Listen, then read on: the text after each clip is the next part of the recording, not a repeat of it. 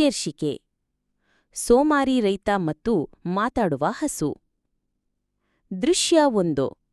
ಸೋಮಾರಿ ರೈತ.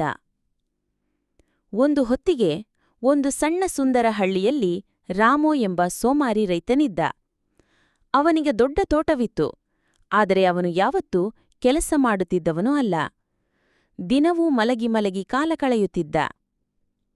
ದೃಶ್ಯ 2. ಮಾಯಾ ಹಸು. ಒಂದು ದಿನ ರಾಮು ಹಳ್ಳಿಯ ಸಂತೆಯಿಂದ ಒಂದು ಸೊಳ್ಳೆ ಹಸುವನ್ನು ತಂದ.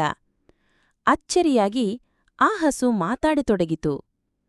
ಹಸು ಹೇಳಿತು, ನನಗೆ ಚೆನ್ನಾಗಿ ಆಹಾರ ನೀಡು, ಎದ್ದು ಸ್ವಚ್ಛವಿರಲಿ, ನಾನು ನಿನಗೆ ಬಂಗಾರದ ಹಾಲು ಕೊಡುತ್ತೇನೆ.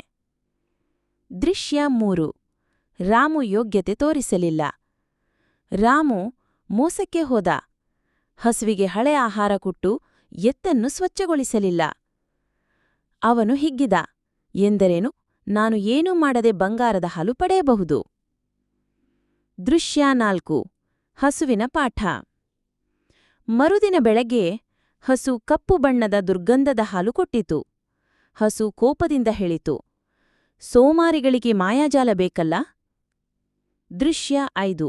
ಪಾಠ ಕಲಿತ ರೈತ. ರಾಮು ತಪ್ಪು ಅರಿತುಕೊಂಡ. ಇನ್ನು ಮುಂದಿನಿಂದ ಅವನು ಹಠತಂತ್ರ ಬಿಟ್ಟು ಮನಸ್ಸಿನಿಂದ ಕೆಲಸ ಮಾಡತೊಡಗಿದ. ತೋಟ ಹಸಿರಾಯಿತು. ಹಸು ಮತ್ತೆ ಬಂಗಾರದ ಹಾಲು ಕೊಟ್ಟಿತು. ಪಾಠ: ಸೋಮಾರಿತನದ ಬದಲು ಪ್ರಾಮಾಣಿಕವಾದ ಪರಿಶ್ರಮವೇ ಫಲ ಕೊಡುತ್ತದೆ.